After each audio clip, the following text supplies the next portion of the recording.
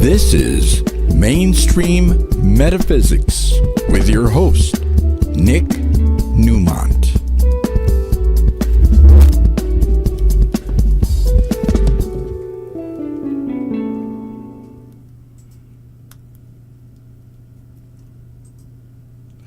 Well, welcome to Mainstream Metaphysics. It's good to be back.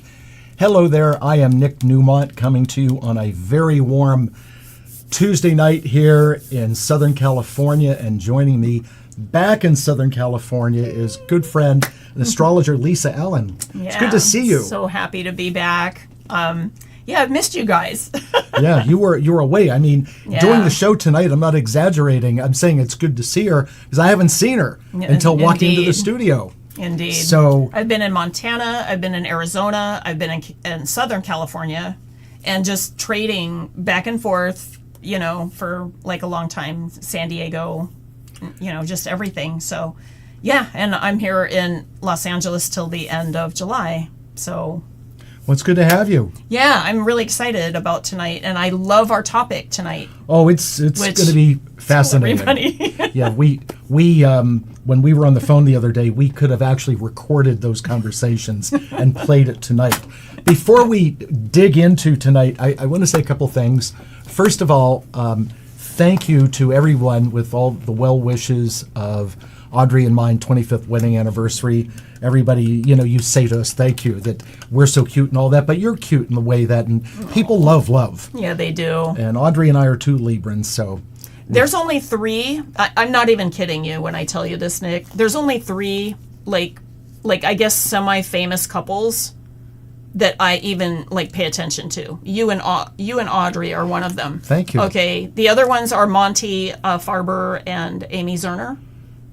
And then I have dear friends in North Carolina that but they're in a different field, but they're very prominent as a couple. Thank you. Because it's an energy thing, it's a frequency thing that I notice, and you guys embody that to me very much. Thank you so much. So, I appreciate that. Yeah, I really do. I know what I'm looking for, and I know what it is that it's rare. It's a jewel. It's way more rare than lottery winners or anything, Yeah, because it is a fortunate thing to have someone in your life. Absolutely. You match up so well with. Yeah. Tonight we are coming to you after weeks being off. I want to say congratulations out to Westlake High School softball. The varsity season went about 3 weeks longer than it normally does because they not only made the playoffs, the varsity team, which I do help with, went all the way to the CIF championship game, lost in that one, and then because of that, made states and lost in the semifinal. But congratulations, and of course, my JV team had the best season they have ever had in the history of the school. That's so great. I'm proud of them. But it's good to be back, and when softball season ends, then I think the world picks up on it. I'm talking about my clients, because I adjust my schedule as much as I possibly can and work more hours. But it was like magic. As soon as the season was over, it was just, my phone blew up. Wow. And I'm grateful and appreciative. Absolutely. I can tell you that my own, not just clients, but friends as well and family, that things have been just popping off. And I know it's Gemini season, but since the full moon, it seems like just so much energy is moving right now. It's taken a little bit off of the, after the weekend, but I think part of it was that square, the Mars-Uranus square, the Jupiter-Saturn square over the weekend. Along with the full moon in Sagittarius. When my clients call me, with Lisa and I as astrologers, this show, even though we have sort of a script we want to follow, it could go from here to here to here to here because of all the topics. Now, when I do private readings for people and they say, hey, I want to travel, one of the things I learned is that to check and see if there's any Mars-Uranus or Uranus-Mars squares, because those can be accident-prone. Accidents. Yep. So I have a don't- story about that. I'll share it another day, but it's pretty So, funny. we have to watch that, and of course, Mars, because Uranus, it has a lot to do with acts of God and the weather and things like that. Absolutely. So when Mars squares Uranus, that's like setting off a bomb that triggers a fault line. Absolutely. What I will say about Uranus, though, is that I do notice that Uranus never destroys something that is supposed to be in existence. In other words, if the foundations of it are solid, Uranus will rise the vibration of that. But when it's not right, it destroys it. Sure. Yeah. Sure. Well, and that's fascinating because with the Uranus modern since 81, I think. Yeah, 1781, the disco- 1789. Right. 1780 something. When Uranus came into be to become the ruler of Aquarius, prior to that, for centuries, millennia, Saturn was the ruler of Aquarius. I still use Saturn for the ruler because it makes sense for things happening in the physical world, but Uranus can be something to look at for what's happening psychology-wise, too. Right. So, yeah, but I'm a Capricorn, and I have a lot of Saturn kind of stuff. So, of course, I'm probably going to use the, if you will, the ancient traditional rulerships.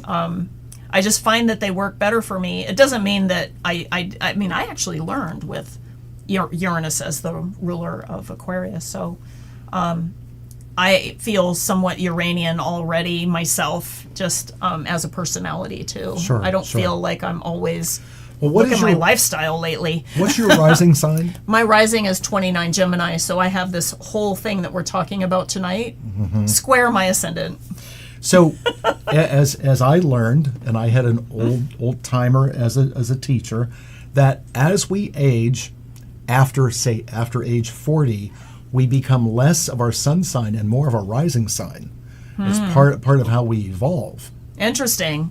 I've heard that we are our moon signs when we're kids and grow into our sun signs, except for Capricorns, because we are so good at denying our own needs that we do the opposite. So we are our sun sign when we're young, and we are our moon sign as we get older. And what's your moon? My moon is in Leo. So you shine more. Yes. Yes. That's great. When we I'll take it both. I'll take both Gemini and Right. Leo. Okay, I'll take it. When you go from in a personal chart from the sun all the way to Pluto, including the rising sign, we've got 10, 11 different aspects, not including the part of fortune, That's not including the right, yeah. nodes of the moon, of what rounds out our chart.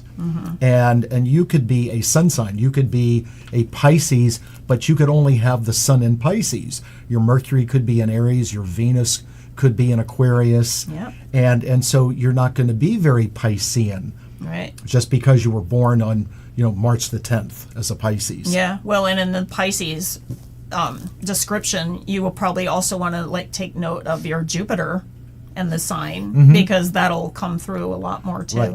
Before Neptune was Yeah. discovered, Jupiter was the ruler of I Pisces. use Jupiter as the ruler, but I also look at Neptune for just the other layer that I talked about earlier, like the psychological layer. I definitely think it operates. One of the things that And I've always thought that Neptune was a higher vibration of the moon rather than Venus, because I know that I was taught that it was a higher vibration of Venus. I don't think so. I think it's a higher vibration of the moon. It's just the way that it's worked out, but maybe because I have the moon square Neptune and Venus square Neptune, both, Right. so I'm looking at that, and I just think that it's more of a moon resonance, particularly with when the moon in classical astrology would rule sleep and dreams, and that's what Neptune, the 12th house. yeah, Yep. it's a bigger frequency of the moon to me. in these times right now that we're observing, and when it comes to major planets aligning with each other, where they don't align with each other very often, like for instance, back in the spring of 19, many astrologers were talking about the Pluto-Saturn conjunction that would take place in January of 2020, of all things in the sign of Capricorn. Late Capricorn, yeah. And we actually said how challenging 2020 was going to be, especially when it comes to the economy and things like that. And sure enough, 2020 comes along and COVID hits. Yeah. And I knew a lot of astrologers that were like, is this a world war or what is this? Like way ahead of time. And then of course we get there and it is a world war. It's a war against a virus, but it's a war nonetheless. Well, it was also really an attack on society. It was, absolutely. And that's what happened. And there was a lot of deception and a lot of those like still Neptune words that still resonate. However, I also believe that Neptune's job overall is to still dissolve it all away to bring in the spiritual cosmic soup. And that brings us to our next subject, huh? Well, what we are looking at now, and astrologers have been looking at this for months and months and months, is the applying conjunction. And a conjunction is, in astrology is one planet is several degrees either on top of it or just slight separation. So Saturn, which is the planet of karma, fate, destiny, lessons learned, obstacles, disappointments, reality, okay, is aligning with Neptune, which is all about illusion and disillusion. Neptune rules the 12th house, which is our mental health. I call the 12th house, and it's just me, Lisa's got her own language for it. I call it the dungeon of the zodiac. Oh, my goodness. Secrets, sorrows, self-undoing institutions, Absolutely. karma, addictions. It's definitely the part. So if you think about an astrology chart, and if you think about the opposite of you, that's the 7th house, which would be like it's in clear view, though. Like that there's something in there. With the 12th house, it's just out of your view, so you can really not see what's going on, and you can really shoot yourself in the foot if you're not careful. Right. Well, one of the things about... I like Michael Bryan's definition of the 12th house, along with South Node and Neptune, actually. He calls them the trash cans of the zodiac. Yeah. They are. Yeah, South exactly. Node, Neptune, 12th house, trash cans of the zodiac. I'm like, I agree. Yep. So when we have planets align with each other, the significance is very major, and things in our real lives are affected. They don't go unnoticed. No one is going to look at these major alignments as, well, nothing happened then. Oh, a lot will happen. Yeah. And what's going to happen is that when Neptune goes retrograde around the 6th of July, something like that. Yes. And then Saturn goes retrograde on the 13th, they will only be 13 minutes of arc away. I know. So it's there's remarkable. 60 minutes of arc make a degree. So this is how close they are, but it's not a perfect conjunction, but they will come back around to next February the 20th and 26th and align. But that means for us, we are going to be feeling this into next year. We have been feeling this for months now. In fact, as the outer planets move so slowly, we've actually been getting snippets of this since 2023. Yeah, definitely. And I have been saying to people, first of all, I remove myself from political affiliations. Not going to go there. Me too. All right? Me too. But in terms of the way we look at everything, what I have been saying to people, and people agree, the truth is we don't know what the truth is. And that is very How Neptunian. very Saturn and Neptune together for us to realize that the reality is that we don't know. And that's very Neptunian because it's that cosmic soup, it's that illusion and everybody has their own filters of illusion. Everybody does. Absolutely. I have my own, and I think just recognizing that we have our own is a good idea. When we think we know everything, that is when we get into trouble. Well, that's funny because that is one of the words that he wrote here that we're going to talk about. Oh. Is, Dogma. Dogma. Yes. Yes. Now, to help you understand, every time Saturn and Neptune align, it's approximately every 36 to 37 years. I do a lot of astrological history studying. Hi, Audrey. Thank you. So the last time this happened was in 1988, 87, 88, and the Berlin Wall was taken down. That was the end of the Soviet Union, okay? They're not called that anymore. And they were in Libra, weren't they, like at that time? I believe they Pretty were. sure, yeah. Then we go back before that to 1952. That was the end of the Korean War, and Joseph Stalin died. Then we go back in the 20th century to 1917, and that was the end of World War I and the Germany dominance at that time. And it was in Sagittarius in the 80s. I just thought. It took me a minute. Now, it wasn't Libra. When you go It back, was Saturn Pluto. when you go back through history, believe it or not, in the around 1773, it was it was before the Revolutionary War and our independence. This happened before, so this has a huge significance on our reality, and so the studies show that this Saturn-Neptune alignment creates, as many of you like to say, as one door closes, another one opens, but it brings down obstacles. It brings down tyranny. In other words, whatever's in place that's in power that is not supposed to be there, it's not right for humanity, it's going to come down. Yeah. And see, we can sit back and say, oh, it would mean this or it mean that. There are so many things that this can apply to. So many things. So that's why, what will this be? Well, I think we're seeing so many things in action right now. Yeah, as I do too. I definitely people think are getting so. fed up with things. We've got countries going at each other. Oh, wow. I mean, this is... We don't even want to start with that. Oh, right, wow. right. But remember, if everyone watching had their personal charts up, we would be able to see, because I know for me, this alignment is taking place in my second house. Oh, interesting. Money, Wow. possessions, things like that. So there's some kind of reality truth that I will see with that. Yeah. Where is it in your chart? In my chart, it's going into the 11th house, but it's also square my ascendant. So I feel very out of it, and because Neptune has been on that point longer than Saturn. Saturn has just joined it, and I think that I'm getting a little bit more of a clue with Saturn there, because Saturn does help bring the reality to the illusion. But I can tell you that it's been a little while, and I have really felt the Neptune. But I feel Neptune more because I have a natal Saturn Neptune square in Scorpio Aquarius, respectively.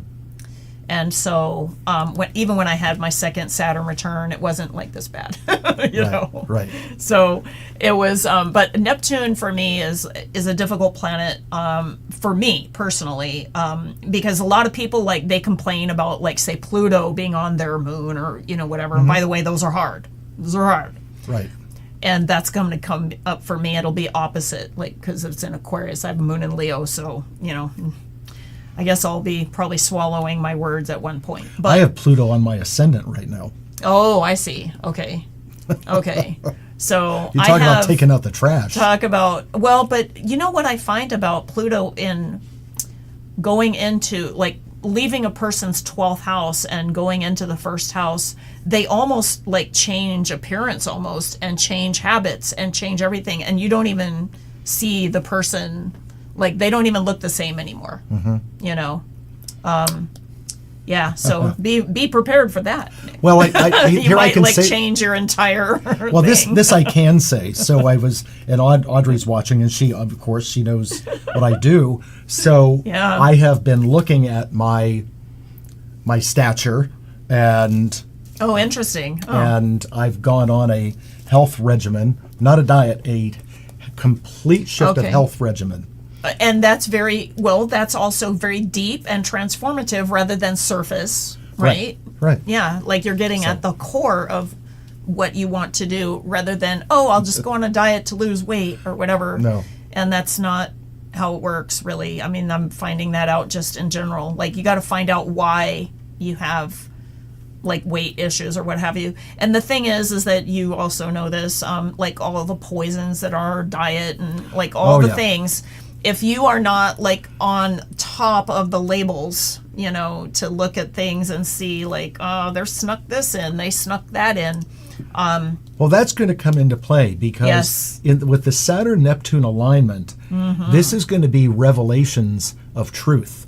And I say this very gingerly, like it or not. Yeah. You know, with all the stuff that you just mentioned, we know they spray the sky. Absolutely. We know that there are different things that sometimes food is tainted. It's not pure. Glyphosate, the sugar, like high fructose or the fake sugars like Splenda and all. I mean, these are horrible for our health, and people think, oh, I'm overweight because I eat too much or something. And maybe that's true, and maybe it's not. But I find that most of them, it's an allergic. It's almost like an allergic reaction or a sensitivity, and it's inflammation, and that will make you gain weight, like regardless of your calories. And so when I cleaned up my diet, I lost 50 pounds, and I did not count 1 calorie. It was not like that. I just ate the food that I was like. I just eliminated the bad stuff. Right. And I ate as much as I wanted of the good stuff, and I'm talking lots of calories, okay? Because I just burn a lot. But I still lost 50 pounds, and I thought, wow, how is that possible? And now I wonder if like everybody in America is just swollen. You know what I mean? Like and inflamed. They're bloated. Inflamed. Yeah, because when you look at it's not that they're heavy because of calories or those things. They may be heavy just for inflammation only, like I was. Oh yeah, because if you can't see my legs, but I mean my arms aren't fat, my legs aren't fat. It's bloat. Yeah. So and also we're spiritual workers too. Right. There is another level of that because I find that around our solar plexus, if there is stuff going on in the universe, I start getting like larger here, and I'm like, wait, what's going on? And I'm thinking, is it the full moon? No. Is it that, and then something will happen in the news, and then it'll go away. And I'm like, wow. So Something I you feel were like taking on? sometimes the solar plexus is also beefing up and figuring it out, and the body is just reacting to protect like the energy, and then once it's like not a threat anymore, then it goes away. So I do think with spiritual people there's different stuff going on. and it can happen too. Yeah. So as we go I'm very into, Neptune, by the way. You're very Neptune. No, that that's very observation Neptune. is a very Neptunian observation because it's not physical. We can't see it. Our body's physical though. That's Saturn. So, maybe there's going to be more awareness as this comes in. It'll be in 0 Aries, like late Pisces, 0 Aries, that might just be something that people are going to start looking at. Well, they will see things again, whether depending on where they sit in perspective, things are going to open up. Like for instance, there are a lot of things that Robert Kennedy is working on regarding health. This is going to bring these things to the surface. Again, when people get exposed to something new, they either embrace it or they're skeptical about it, or even if it is reality, they just, no, I'm not having it. Yeah. And so when we get into Saturn and Neptune, Saturn is very authoritarian. It's this is how it is. Saturn is very parental. And so because Saturn is Capricorn, you're going to get into very dogmatic views. Now, with Neptune is more spiritual. It is, but when it's applied as a lens over the top of everything, it can be an illusion because of our own illusion. This is where I'm going with that. Right. Our own illusion is like pasted over, kind of like a glamoury, so that it's like, fluffy rainbows or whatever, you know what I'm saying? So it can be like, it's spirit, But I think that it's more of like the cosmic soup versus like religion, which is like a system to understand spirit, right? Right. It's more like it's just the actual matter of like what's going on. It's where we all draw from. It's like where we have ideas before like it becomes this table. Like this is Saturn, right? And Neptune is like the idea. So in the first National Treasure movie with Nicolas Cage. I remember that movie. So remember when they got lenses, and the blue lens and the red lens, and they were able to see print they couldn't see. Well, that is what's going to happen, because if we're just looking at through Saturn's lens, then this is going to be the hardcore touch it, taste it, feel it. That doesn't exist. If we're just looking through Neptune's lens, then it's going to be all airy-fairy and fantasy-filled and very delusional. It'll be like my square, my natal square that I was telling you about, like where I saw reality here and like fantasy here, and I didn't see in between. And it took me like a lot of my life, probably Saturn return, to figure out, might be better to coordinate these things. And it's still an effort for me because it's square in my natal chart, so I'm always trying. Right. Well, maybe the conjunction will help though, and especially in my 11th house of gain, so. The other thing, Lisa, and this is talk that you're familiar with, and this is just throwing it out there. With Saturn and Neptune, this is part of that. The conversations over the last 3 years about the separation from the 3D world into 5D? Mm-hmm. Oh, I definitely think that's a part of the ascension.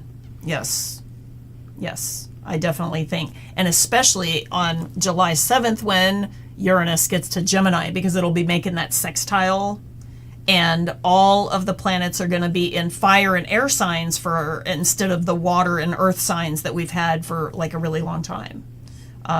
We already know about Pluto being in Aquarius. Probably have already talked about that on some of your prior shows. We've had, now we're doing Neptune and Saturn, and it's a big thing. Then when Uranus gets to Gemini, it's gonna be on. It's gonna be on. It's gonna be a very big, and I mean we already knew about the technology jump that would probably happen for the next 20 years from the Jupiter-Saturn conjunction back in the winter solstice of 2020. That is the signature for the next 20 years, like according to that, and it's going to be in air signs for the next 400 years, where it was in earth signs prior. Then we have, Uranus coming into Gemini. I mean, it's gonna like be lightning for whatever. So I have a feeling, we're already seeing a little bit of AI, and we're seeing all the trouble that's getting us into as well, right? But it's going to get bigger and bigger because of Uranus and Gemini, the Saturn Neptune, it's 0 Aries. I mean, basically, and it's hovering back and forth, and then Pluto and Aquarius. I mean, it's going to be on, and I feel like, because I think like that a lot of people might find that really scary. You know what I'm saying? Mm-hmm. Like, sure. And especially if you're older and you weren't raised with, some of these types of things, and nobody's had AI. I mean, so these are really interesting concepts for us to, kind of wrap our brain around. And I think that it's really important that we just keep a really positive, uplifted attitude about, no, this is going to help humanity. Yeah, maybe there's some bugs to work out. It's not perfect, right. But we got to just keep going and just embrace that and allow for, it to actually help humanity instead of stealing our creativity, which is what, some people have already been seeing this happen. We need to have it be where it enhances our creativity. Sure. And frees us up. Go ahead. Well, with the Uranus going into Gemini, Gemini rules the 3rd house, which is what we learn primarily, how we think, and then how we communicate. And anything with Uranus is all of a sudden it's like an earthquake. So there's some kind of mind expansion. Like Gemini isn't enough electricity by itself. Right. So there's going to be, and it also means that people's voices, people will say things all of a sudden. It's like cosmic Tourette's. Yeah, it will be like that. I could see that. Thankfully, there's a sextile and a trine happening with the Saturn, Neptune, and Uranus. I mean, luckily they're making good aspects to this, because I think it could be a lot more off the chain. If it were squares. My gosh. So if it was or oppositions. A sextile is a 60-degree angle. Yeah. Which is an angle of ease and flow, but a trine is a even 120-degree angle where everything seems to work. Now, if we have a square, a 90-degree angle, that's a box. That is extremely challenging. Very challenging. The conjunction that we're talking about, the Saturn-Neptune conjunction, when two planets align next to each other, it really intensifies the energy of both planets. The strongest aspect is the conjunction. Right. Absolutely. Because it's almost, if you think of it like this, it's almost like they're fighting for the same space. Here, we're going to put your stuff in the middle. There we go. So, as we said, both planets, by the time we get to July 13th, will be in retrograde. And as we get into the fall, hi Karen, thanks for watching. As we get into the fall, then what will happen is we'll get a little bit of a break. They'll back away from each other, but once they go direct, as we get into... Well, they're going to go back to Pisces in the fall, too. Yes. So we're going to have one last little round with Pisces of like everybody can go back to sleep for a minute, not for very long, and then it's on, like when it's back in Aries. Wow. Yeah, whatever, that was well said. So whatever seems to take the pot off boil, it's not going to stay off boil. It's not going to stay off boil. You might get a little bit of a break during the fall, but not very long. Hi, Tony. When it comes to... Aw, it's nice to see him. I haven't seen him since 2010. Oh, that's cool. Yeah. It said, thank you for watching. Yeah. When planets retrograde, so if you have something challenging in your chart, okay? Yeah. So, and I do. Right. So don't worry about it. when the planets are moving forward and they hit an aspect, then if you handle that aspect correctly or the best you can, when it retrogrades and comes back over that aspect, then that wave of energy is less. And then when it comes back forward again after the retrograde, hitting that same spot, it's really like low tide at that point. Yeah. However, if you don't handle it on the first passing and ignore it or abuse it, when it picks up speed, the pendulum comes back. The second time, or the third time, really. Now it's picking up energy. Now you are getting whacked on this side of the face. And then as it comes back through, it's going to hit you again. Yeah. So we have to look at whatever this reality is that Saturn and Neptune will expose, then we need to pay attention and look at how are we going to handle this. Yeah. Because there is a little bit of, with Saturn and Neptune, and as I wrote here, dogma versus spirituality, there is going to be a little bit of a clash of beliefs. Yes. That's going on here. Oh, absolutely. And this, as we said a couple minutes ago, there might be also a conjoining of belief, though, because of the conjunction. So, maybe there's going to be, where somebody does see common ground because they're going to have that veil kind of, more transparent. Like, when Saturn comes and Neptune comes, it's going to be reality meets the veil. And so there might be some actual viewpoints that start changing from people. Well, I want to say, and especially this. in Aries, because it's new energy, enlightenment.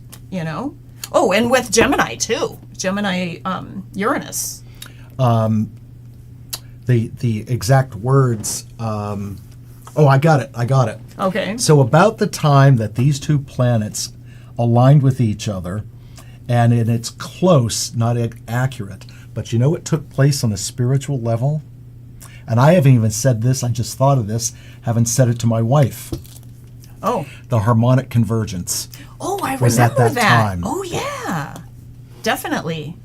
And then the harmonic concordance was in 2003, as I recall.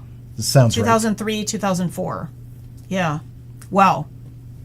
Very interesting. Yep. Yeah. So there is some kind of not just revelation, but a spiritual revolution Wow. taking place, because at the time of the American Revolution is one of those times when Saturn and Neptune got together with each other. Yeah. Look, when Pluto a few months back went into Aquarius, okay, and it went back into Capricorn and into Aquarius, and it's in Aquarius now all the way until 2044. Right. What a lot of astrologers believe is that we really are in the Aquarian age now. So, yeah, I guess that it could be your point of view about what defines that. Some people think with the precession of the equinoxes that we're not quite in it, like we're at the end of Pisces and we have 300 years still, like to get to Aquarius. I mean, looking at it, you know what? I think that we could have, like, even if we could agree that this is a mini age of Aquarius, because we have Pluto in Aquarius. Right. We have, the Jupiter-Saturn conjunction for the first time in gazillions of years was in Aquarius. So I think we have an age of Aquarius theme, regardless of what astrologers define as the age of Aquarius. There are astrologers that feel like it started in Aquarius for the Industrial Revolution.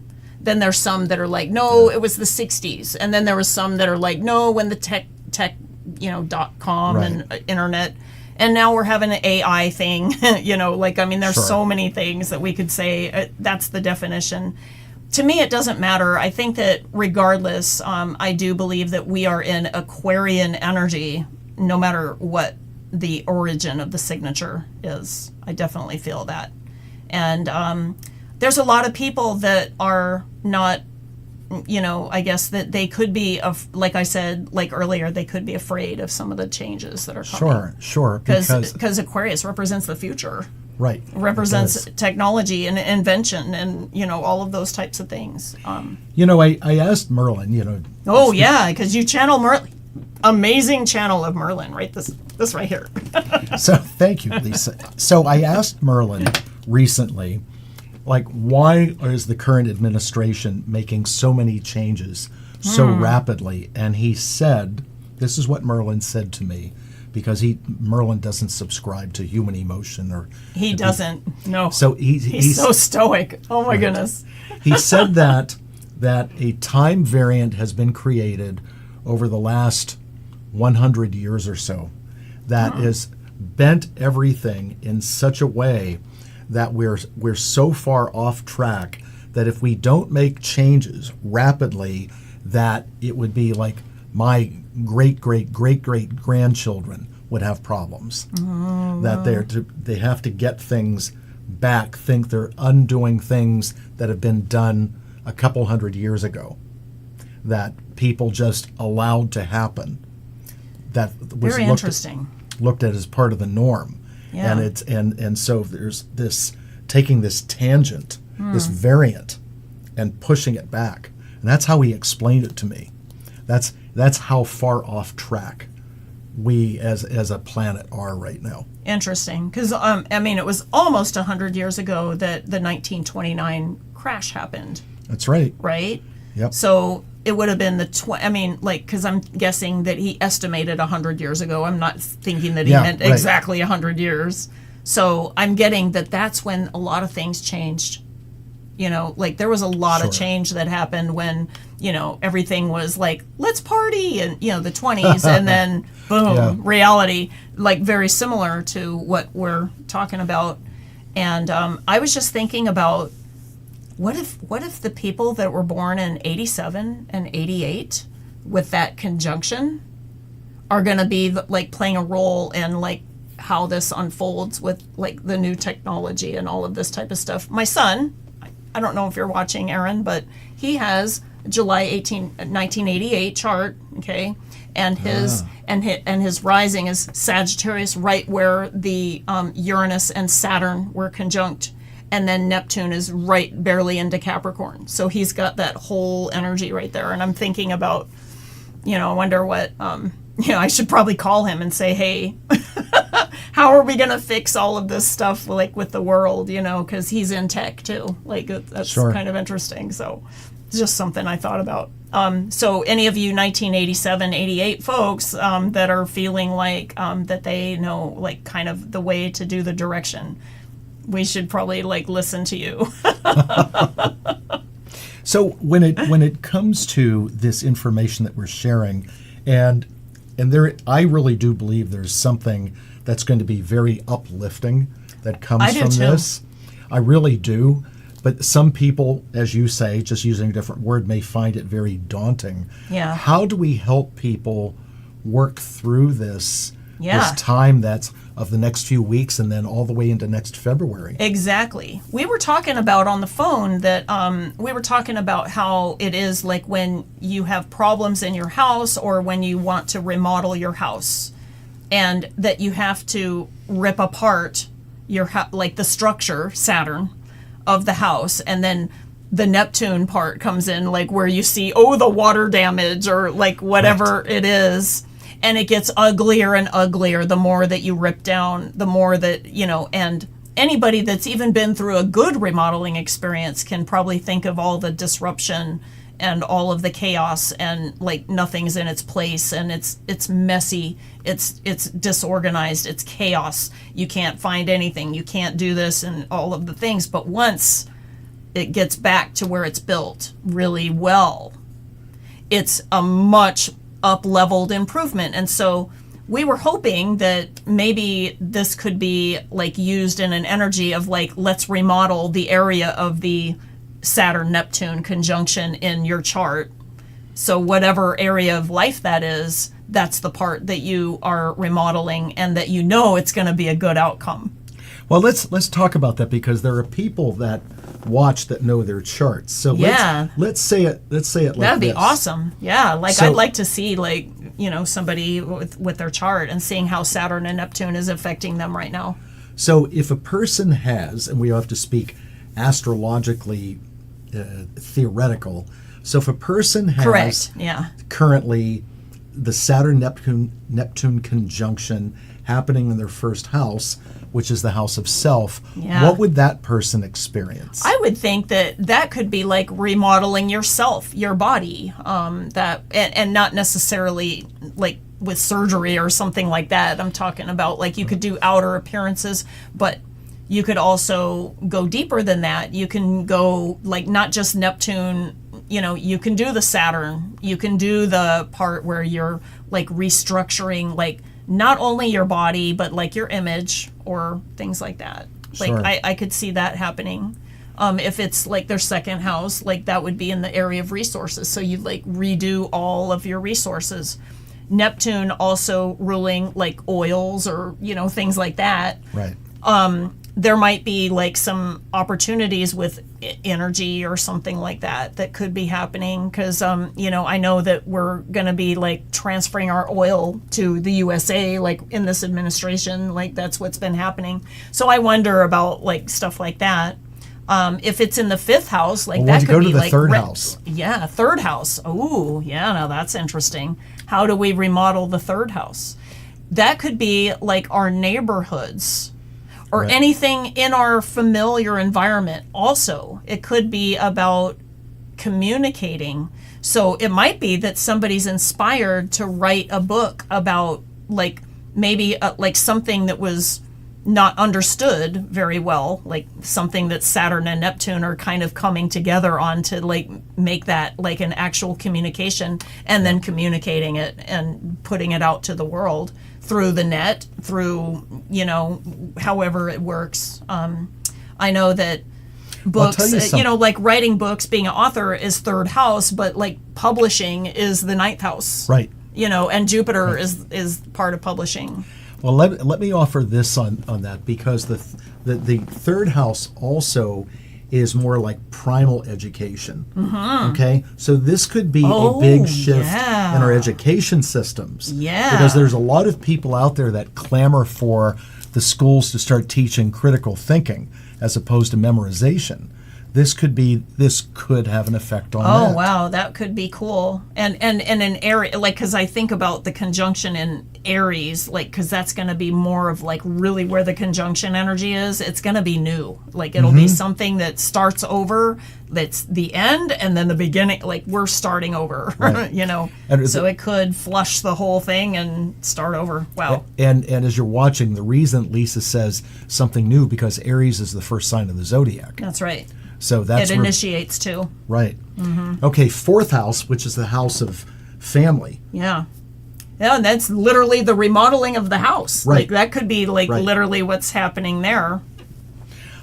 It could also bring up reality to disillusionment about your upbringing, Yeah. because the fourth house is the family you grow up Yeah, with, sure. and that could be father issues. I mean, that could be a person that decides that they're going to sell their house and live at the beach too, because like Neptune being in the fourth house, because it's going to be there for a long time. That would be That's like right. something that would like integrate the water element, meaning Neptune element. And by the way, you can also, like, if you are not careful, you can experience a lot of plumbing issues or things like that when Neptune is transiting your fourth house. So just FYI on that. Yeah, and because the fourth Give house, Neptune a job. Okay. Give him a job. And if you live by the beach, like, that's a good job, right?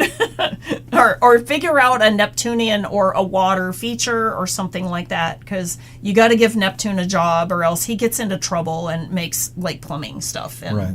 stuff like that. and the fourth house is also the moon Cancerian house, so this could be some kind of revelation of feelings coming up to the surface that have been buried. I wonder if some people could actually make breakthroughs in their genealogy. I think of genealogy as a Saturnian thing, and Neptune allowing other, resources to come forward, and so it might even be something like that. So, It could.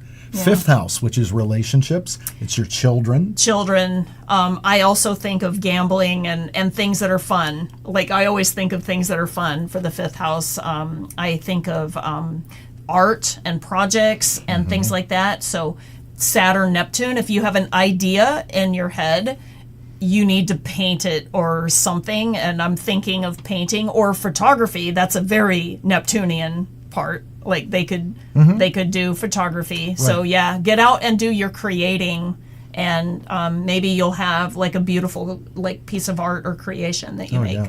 in the process. And the other thing is, the fifth house rules the entertainment industry. This could also be truth and revelations in some nonsense that's been looked at. And also probably a new way, Aries, a new way of structurizing and doing entertainment, like Sure. and the whole film industry. By the way, film also ruled by Neptune. And the fifth house, the fifth house is dating, pleasure, hedonism. Yeah. This could also be where there's some form of AI, like you don't really go on Yeah. vacation. You go into Oh, a room and you have the sensory experience of Yeah. that you're Virtual reality. right. Yeah. Yep. That's very fifth house too. It's also sports. Oh, right, because like that's considered entertainment. Yeah. I mean, not to me, but because that's but, Right, oh, of but course. other people think that that's fun. No, and it's the cardiovascular system. So there could be discoveries Yeah. about the heart and the circulatory Yeah, system. just the circulatory. Yeah. And then, okay, sixth house. Sixth house would be the health, I would think, Right. and also methods of work. So if there is methods of work that are not working anymore, and like the Neptune, it's not going to work anymore because Saturn is there shining a flashlight on it. It might be the remodeling of work, like routines. Is this necessary? Like all of those kinds of like reevaluating. Also, any kinds of habits. So these are like things that if you are like wanting to start a diet or something like that, it would be, and by the way, with Neptune there, like you want to get clear about, like read the labels or, what I Right, mean? Like, yeah. cause there's hiding stuff in there or whatever that, that's about. But what I also like about Neptune is you can use like subliminals or like other things so Sure. that you can like like it isn't just Saturn stuff that you got to do. You can do Neptune stuff like having, like meditation music and, all of these types of things in order to achieve health and also work and service, those types of areas. I also think about, and I mean, I guess that this is more 12th house, like with mental health, like and stuff like that, because it's physical health more with the 6th house. But when people have animals too. Yeah, domesticated animals. Domestic animals, servants, that's what they are. They're servants. But when Neptune is in your 6th house, you do have to be careful of how your mental health affects your physical health. Absolutely. Yeah. 7th house, partners. So there might be some reality checks about things that weren't like visible before with partnership. Right. Also, but we can't like just leave out Neptune and like, oh, he's the enemy and Saturn is like the one that's going to be shining a light on everything. No, actually what we want to do is give Neptune a job. So this would be about like deepening your spirituality with your partner. Okay. Sure. And maybe having structure of how to do that like in place so that you guys have routines. Routines is more 6th house, but you know what I mean? Like, yeah, I do know more what you mean. about, like that type of thing. Also, if you're not partnered, you may bring in like, so Saturn, like more structured, more authority, like could be older partner, and Neptune might be like in your belief system or, something that has to do with, things that are not physical. Well, and the other thing too with Saturn and Neptune in the 7th house is anyone who would be engaging in some kind of contract better be looking at the reality of it. Oh my goodness. Oh, that's not a bad idea to double check contracts, like meaning to like run them through a different, like a pair of eyes, hopefully trained like another attorney or something like that. That's a good idea. Yep. That's a very good idea. Yeah. 8th house. Well, there's the other people's money moment, Right. also the occult. So that might also be like where people are able to like make this, like either like have the understanding, like where the understanding of all that esoteric stuff that's in the 8th house, like finally it gels. Like it could be like something where they finally understand it.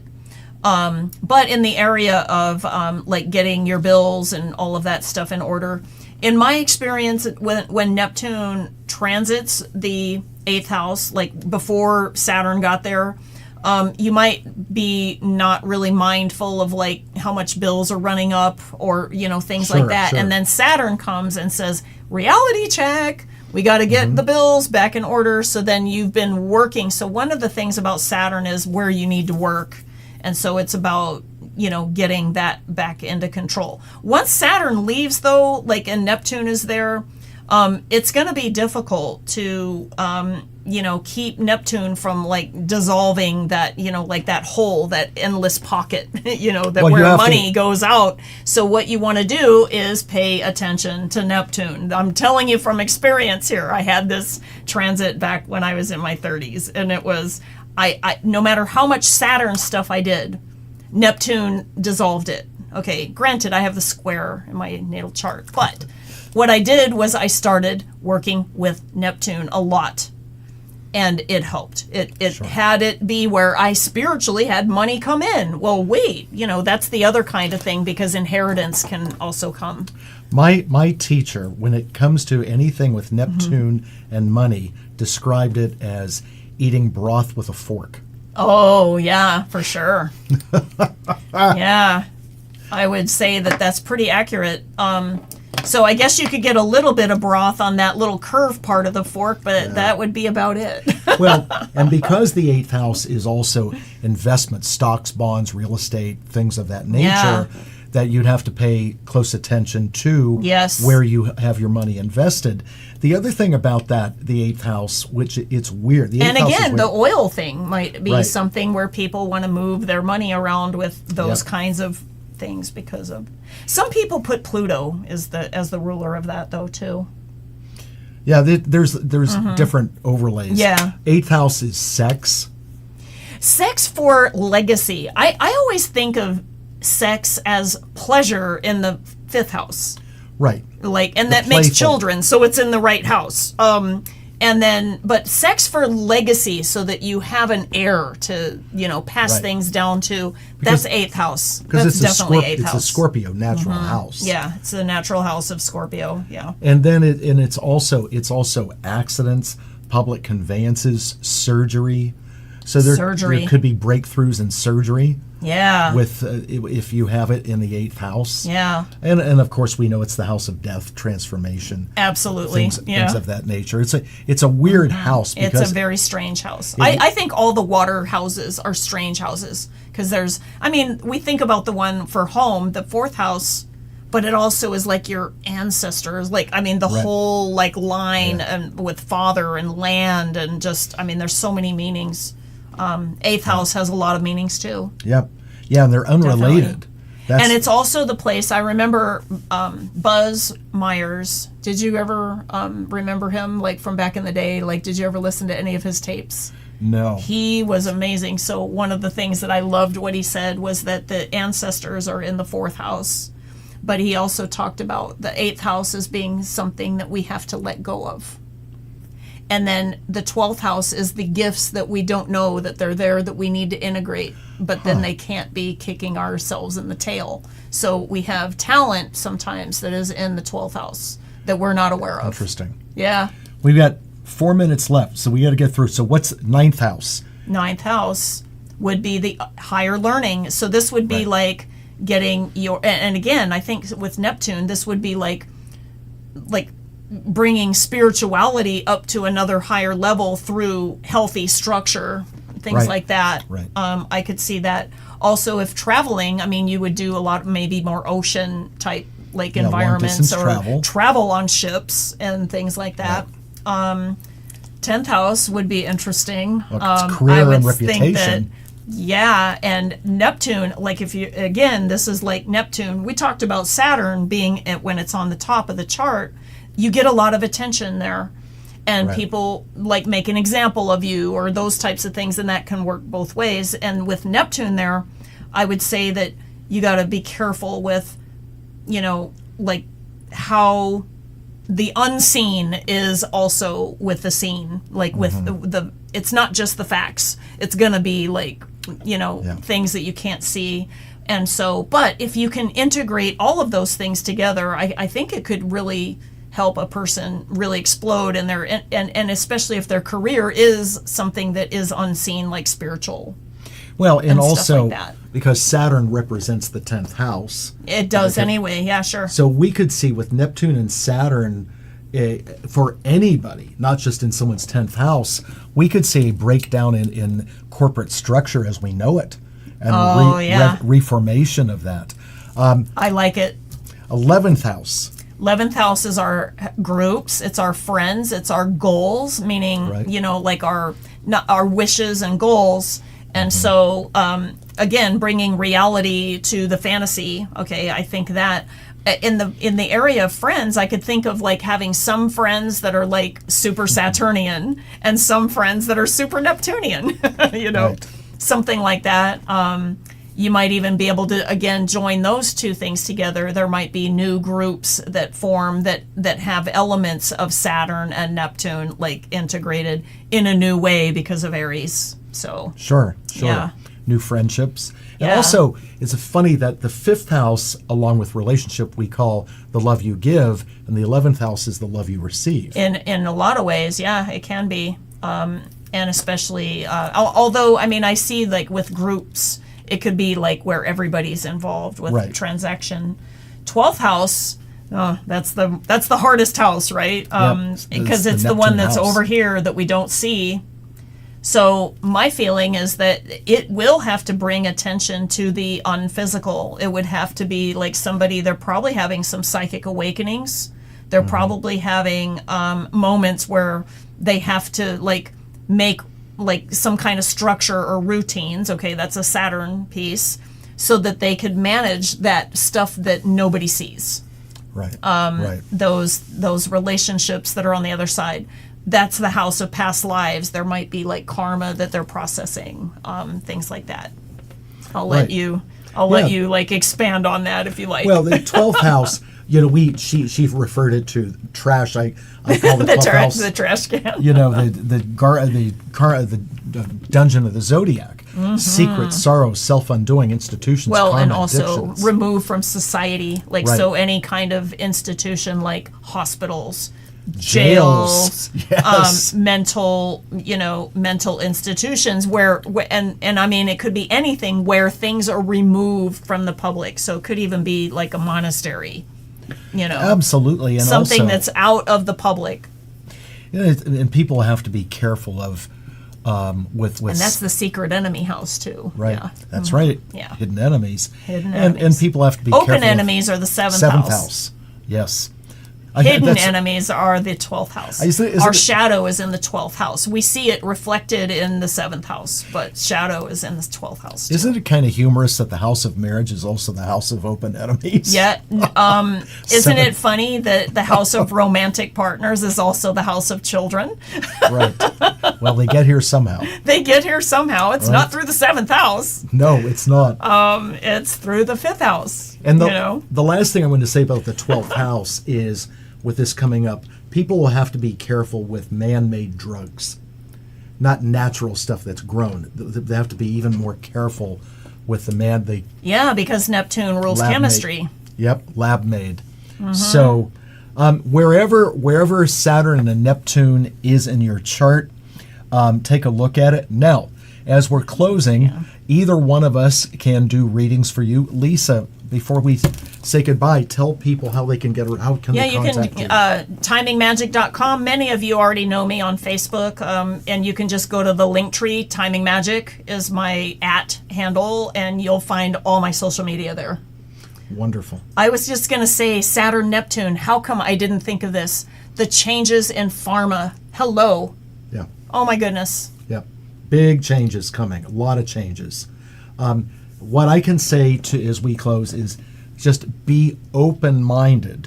Don't take on the dogma part of Saturn. Just be open-minded to Right. what's coming down. Because ultimately... And don't be fooled by illusion either. Right. But divine right action is taking place for our greatest and highest good. I think so, Do too. remember that. No matter where you stand with things are unfolding, and we will see the truth of things. I actually believe that the best things are happening yet, even if I don't know what they look like at all. I mean, my guides have been like, bookmark this part of your book and just walk away and come back. And when Right. you open the book again, you're not going to recognize the world. Like, that's what they told me the other day. And I'm like, okay. Expect So the just best. be open. Yeah. We've got to say goodbye. Lisa, thank you so much Yeah, for coming thank on. you. I'm It's a so l- happy to be here. And when do you leave town? At the end of July. So, if you guys want in-person readings, I can do them at Nick's office. I usually do them online with StreamYard, because I Sure. can upload the charts and we can do it online. But, are you going to be having a psychic fair again at some point? No, not immediately. No, but, okay, that's fine. But we do have a class coming up. Okay. Saturday, July 19th is Tarot, using the Wonderful. Rider deck. So, and there are seats open for that. Anyway, I want to say thank you again, and maybe before you go out of town, you come back on the show, because I'm Okay. sure that over the next couple weeks, this stuff is going to heat up, and Oh, probably yeah. be good to We'll talk probably about have it other then. topics as well. Yep. Yeah. Well, let's do that. Let's plan on that. Thank you, everybody, for watching. It's good to be back on the show.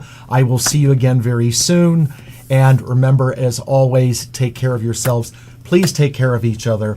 I'm Nick Newmont. This is Lisa Allen, Mainstream Metaphysics, here in the studios of Conejo Valley Talk Radio.